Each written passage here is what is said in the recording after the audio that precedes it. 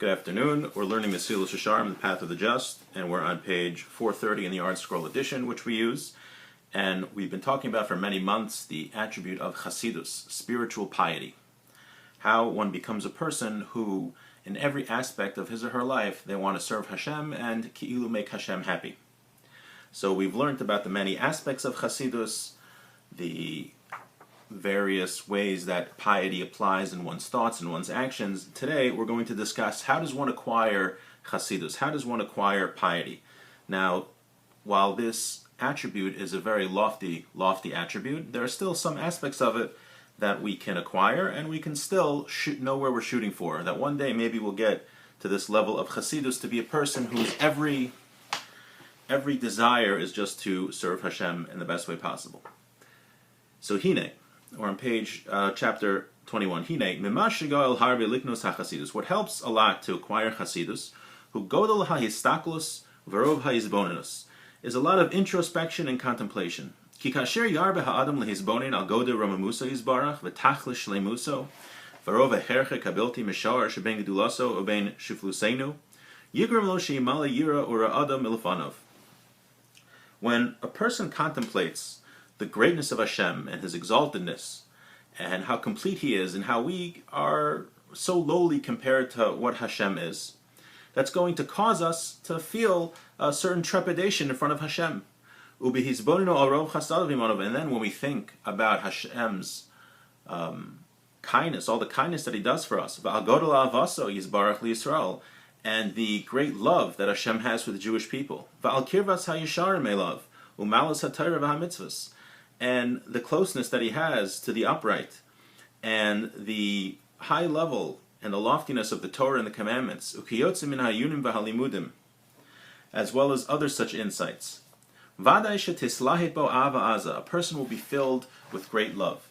So we look around the world, right? If you look, you go to the beach, you look at the ocean, you see how vast the ocean is, and you just think that that's just, I think I read that a 6-foot tall man standing at the edge of the ocean can only see for 2 miles, and the ocean is thousands and thousands and thousands of miles long, and that's just here on Earth. And then you have a whole universe, and we think about how great the physical world is, and then just that Hashem created everything, and in addition to that, the spiritual world and all of the creations and all of the animals and plants and everything works in perfect harmony, and the magnificence of that, we're drawn to a love of Hashem, to love Hashem. That's what the Rambam says also.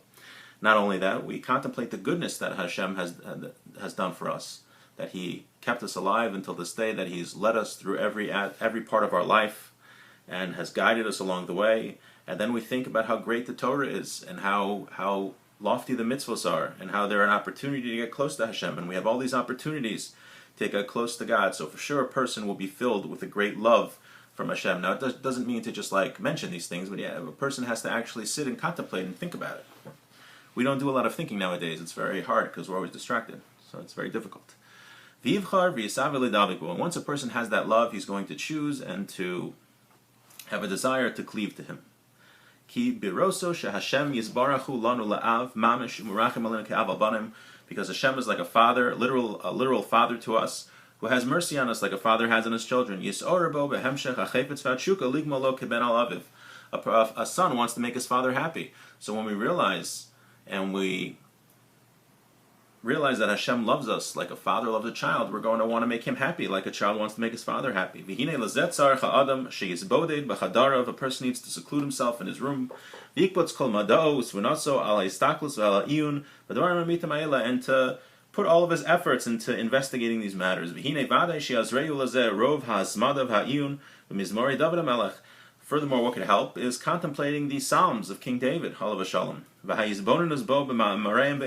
contemplating what King David wrote in his Psalms. Because the Psalms, the Tehillim, are filled with love and fear, and the aspects of love and fear and piety. When we think about them, we will be inspired to want to follow in Hashem's ways. Furthermore, what helps to get a person to Chasidus is reading stories of very pious people. Because doing all of these things will inspire a person to want to imitate their ways and to go in their holy ways and to emulate their pleasant deeds. So we have the way to get to Chasidus is one, to think about how great Hashem is. One way we can do that is by looking at creation, seeing how vast creation is and how beautiful it is and how everything works in harmony and how the complexity and the whole nature is like a symphony that works together. So we should think about that. It'll help us come to a love of Hashem, to think about all the good things that Hashem has done to us, that He loves us like a father, and the lofty level of the Torah and the commandments, and to read Tehillim, and to read stories of pious people. There's many in the Gemara. What takes away from Chasidus? What prevents a person from reaching this level of piety? Is a person has many obligations. He's always busy. He worries. When a person is worried and has so many things that he's got to focus on, he's got to work, family, everything else, and he doesn't have any time to think and to sit and think. Right? The Yetzer Hara tries to make us so busy that we don't have time to sit and think. He doesn't have time. And without contemplation, a person can't get to Chasidus. Even if you already got to Chasidus, so if he's very busy and distracted, it's going to get him confused. And it's not going to let him have any chance to increase his fear and love of Hashem. It says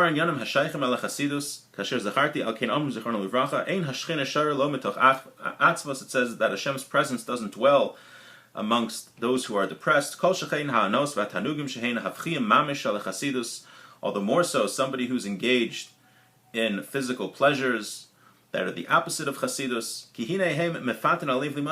And when a person is going after physical pleasures, there's a natural tendency to want to keep going after physical pleasures and to satisfy the physical side of man. And it distracts a person from precious and the true ideas. What can a person do to guard from these things which detract from Chasidus? And it's trust in Hashem. He should throw his burden totally on Hashem. Trust in Hashem that He's not going to He's going to give you everything that you deserve, and nothing's going to be lacking. The Mamareim, like the rabbis said in their statements, what a person's parnasa, what a person's going to get to support himself for his food, is set on Rosh Hashanah. It says furthermore, a person cannot take what is prepared for his friend, even like a hair's breadth. So we work and we work and we work, and we have to put in hishtadlus, we have to put in effort, but at the end of the day, what we're going to get is all from Hashem. Really,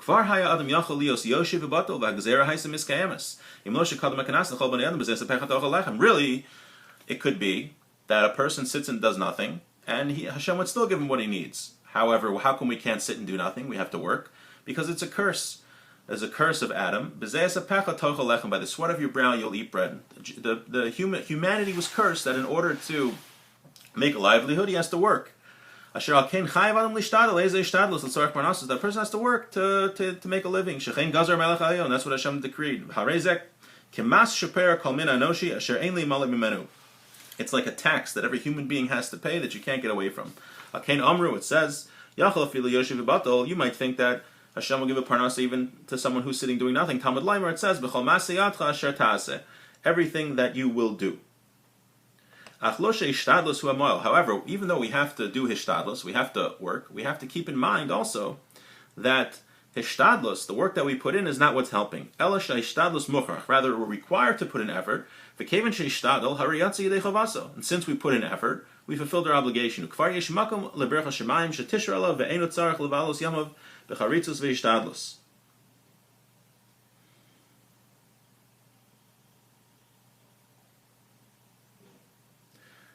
Because in the end of the day, a person's success comes from Hashem.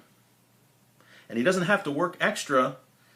He just has to work a certain amount. He doesn't have to work extra to get what is coming to him. He's going to get what he's coming to him. As long as he's working, then he's going to get what he's coming to. He doesn't have to go and come up with all of these machinations in order to make more money, that if he does this, he'll get more, if he do that, he'll get more. Person has to work the required amount, and then Hashem is going to help him, and Hashem is going to give him his parnasa. That's what King David said, Kilo mimotzi umariv below. For neither from sunrise nor from sunset nor from the wilderness comes success. For God is the judge. King Solomon said, Al tiga lahasher mebinas chadal. Don't weary yourself to become rich. Hold back from your own understanding. Ela haderech hamitihu, the true way, darcham shel hasidim rishonim, the way of the early pious people. Osim toras and ikur malachtan tefela. A person should make his Torah study the main occupation in his life, and his work should be secondary. And therefore, both of them will come to fruition. Because we think that the main thing in our life should be work, should be making a living. And then when we have time, we learn Torah. The Ramchal says the opposite. Really, our main occupation should be learning Torah. And the secondary goal in our life should be making a living. Now, it doesn't necessarily have to mean hours, because, whatever, it depends what the job is. But for sure, the ideology is, and if someone could have make a little less and work less and have more time to learn, it's very praiseworthy. But the main focus in his life should be Torah learning and growth in Torah. And a parnasa should be as a secondary thing, but a person has to work in order to fulfill the curse of working, so that Hashem will provide him with his sustenance. But really, the sustenance all comes from Hashem. Since a person does a little work, from there on, he has to just trust in his Creator. Excuse me. And he should not worry about any other earthly matter. And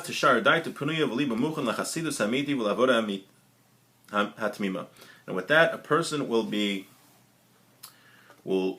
remain free to get chasidus, to become pious, and the true service. So we learned that a way that a person comes to chasidus, comes to piety, is by contemplating this world, contemplating the greatness of Hashem. One way you can do that is by contemplating the wonders of creation, the beauty of the mitzvahs, that Hashem is like our Father, how much He's done for us. What detracts from chasidus is a person is always worried. He's worried about his parnasa, other worldly matters, and he doesn't have any time to sit and think. Right? If you don't have time to sit and think and contemplate what you're here for, where we're going, then there's no chance. And so how does a person get rid of worry? Ramchal says by having bitachon, by having trust in Hashem. That of course you have to work for a living. You can't just sit and hope that there's going to be a money tree growing in your backyard. But it's a curse. It's a curse that we have to work for a living. Because really, our sustenance comes from Hashem. So when we trust that our sustenance comes from Hashem, and we build the bitachon, build the trust in God, then we aren't worried all the time. And when we're not worried all the time, we'll have time to sit and think and to grow spiritually, and wish everyone a very happy end of their weekend.